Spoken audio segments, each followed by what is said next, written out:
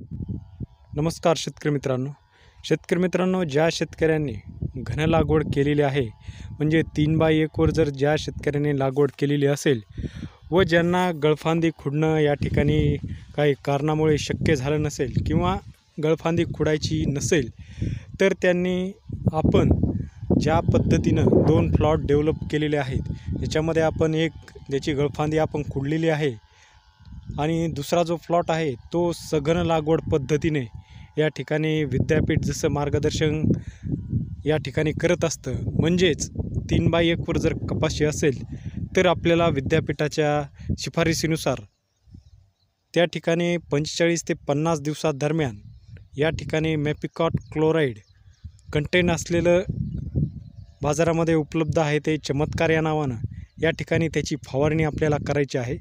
आणि ती जर फवारणी केली तर आपला जो या ठिकाणी हा जो डिस्टन्स आहे तो कमी होईल आणि त्यामुळे फळफांदीची संख्या जास्तीत जास्त वाढेल आणि त्याचबरोबर हे जे पात्यामधील अंतर आहे हे सुद्धा या ठिकाणी पुढील हे जवळजवळ पाती लागतील।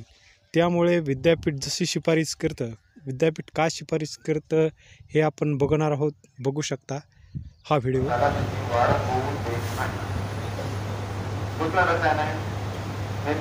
क्लोराईड नावाचं रसायन आहे, बाजारात चमत्कार नावानं मिळतं, चमत्कार। तर अशा पद्धतीने विद्यापीठाच्या शिफारसीनुसार आपल्याला 2 वेळेस चमत्कारची फवारणी घ्यायची आहे आणि त्याचं जे प्रमाण आहे ते तुम्ही या ठिकाणी व्हिडिओमध्ये सांगितलेल्या प्रमाणे घेऊ शकता। त्यामध्ये प्रमाण घेताना आपल्याला 15 लिटरच्या पंपासाठी योग्य ते प्रमाण घ्यायचं आहे। विद्यापीठाच्या शिफारसीनुसार आपल्याला 10 लिटरच्या पंपासाठी 12 ml प्रमाण या ठिकाणी 1.2 प्रति लिटर असं प्रमाण घ्यायचं आहे। त्या पद्धतीनं आपण आपल्या या ठिकाणी योग्य ते नियोजन करून आपल्याला ते प्रमाण घ्यायचं आहे। तर शेतकरी मित्रांनो, आपल्याला आपण बघू शकता तिकडे जो प्लॉट आहे ज्यामध्ये आपण चमत्कारची फवारणी केलेली आहे आणि दुसरा जो प्लॉट आहे त्याच्यामध्ये आपण अशा प्रकारे गळफांदी खोडणीचं नियोजन हे केलेलं आहे। गळफांदी खुडून याला आता 15 दिवस झालेले आहेत आणि अशा प्रकारे 4-4, 5-5 पाते लागायला सुरुवात झालेली आहे। शेतकरी मित्रांनो, याच्या फळफांद्याची संख्या बघितली तर 10 ते 12 या ठिकाणी 3 फुटापर्यंत आपली हाईट झालेली आहे आणि 10 ते 12 फळफांद्या याला आहेत। तर दुसरा जो प्लॉट आहे सघन लागवड पद्धतीचा, त्याला देखील अशाच प्रकारे आपण सर्व ट्रीटमेंट केलेली आहे, खत नियोजन अशाच प्रकारचे दिलेलं आहे आणि आपल्याला या 2 प्लॉटपैकी कोणत्या प्लॉटला जास्तीत जास्त उत्पादन येईल हे देखील बघणं या ठिकाणी यावर्षी खूप ते बघण्यासाठी, कारण की ह्या दोन्ही ज्या शिफारशी आहे त्याच्यामध्ये आपल्याला मुख्य जे नियोजन आहे ते हवा आणि सूर्यप्रकाश, त्याचबरोबर कॅनोपी मॅनेजमेंट म्हणजे जे उंचीचं नियोजन आहे ते देखील आपल्याला करणं महत्त्वाचं आहे। दादरलाट तंत्रज्ञानामध्ये आपण आता एक शेंडी खुडणी करणार आहोत आणि त्याचबरोबर सघन लागवड पद्धतीमध्ये परत एकदा 15 दिवसांनी चमत्कारची फवारणी आपण त्या ठिकाणी घेणार आहोत।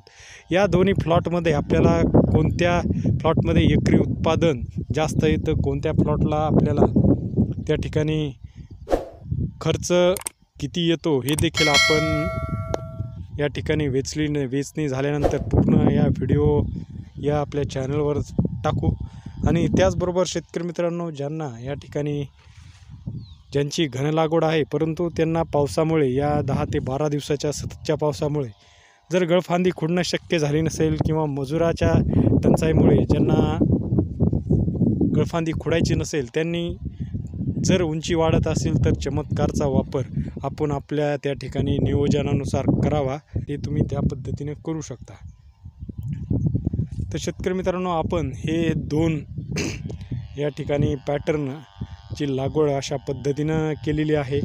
त्यामुळे आपल्याला कसं या ठिकाणी आपल्या कापूस पिकाचा हा खर्च कमी होऊन आपल्याला जास्तीत जास्त उत्पादन येईल याचा आपण दरवर्षी प्रयत्न करत असतो आणि मागील वर्षी आपण 14 क्विंटलचा ॲव्हरेज कापूस पिकाला या ठिकाणी गळफांदी व शेंडे खुडणी करून योग्य नियोजन करून काढलेलं होतं आपलं जे या ठिकाणी टार्गेट असतं ते मुख्यतः कमी खर्चामध्ये चांगल्या पद्धतीनं नियोजन करणं हे असतं.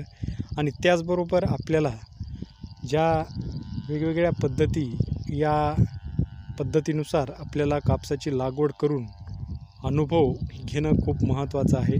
कारण की आपण जर पारंपरिक पद्धतीमध्येच अडकून जर पडलो तर त्या ठिकाणी आपलं या ठिकाणी टिकणं मुश्किल आहे.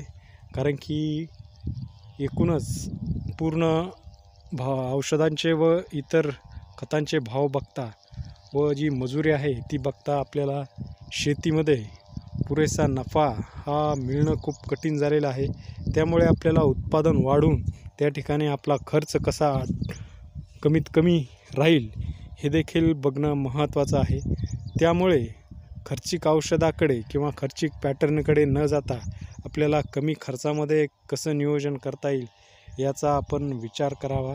आणि त्याचबरोबर आता हा जो घनलागवडीचा प्लॉट आहे त्याची आपण जी गळफांदी केलेली आहे, आता 2 ते 3 दिवसामध्ये आपण याचं शेंडे खुडणीचं नियोजन करणार आहोत. आणि शेंडे खुडणी करत असताना आपल्याला चांगला 3 ते 4 इंच या ठिकाणी शेंडा खुडायचा आहे. तर शेंडे खुडणीचा व्हिडिओ आपण या ठिकाणी ज्यावेळेस आपली शेंडे खुडणी होईल त्यावेळेस आपण नक्की टाकण्याचा प्रयत्न करू. आणि शेतकरी मित्रांनो, आपल्याला 3x1च्या घनलागवडीच्या प्लॉटमध्ये याची जी आपण गळफांदी कट केलेली आहे त्याच्यावर आपल्याला 7 ते 8 फळफांद्याही पुरेशा होतात. परंतु आपल्या जे उंची आहे त्याच्यानुसार आपल्याला 13, 14, 15पर्यंत आपण फळफांद्या या घेऊ. कारण की 3-3.5 फुटापर्यंत 15 फळफांद्या म्हणजे या ठिकाणी खूप होतात. आणि त्याचं जे बोंडाचं नियोजन आहे म्हणजे बोंडाचं वजन वाढण्यासाठी आपण अगोदरच खत नियोजन केलेलं आहे आणि गळफांदी देखील खुडलेली आहे. त्यामुळे मुख्य अन्नरस जो 50 ते 60% ज्या फळफांद्याला जात होता तो आपल्या पात्यांना वरी फळफांद्यांना लागू होणार आहे.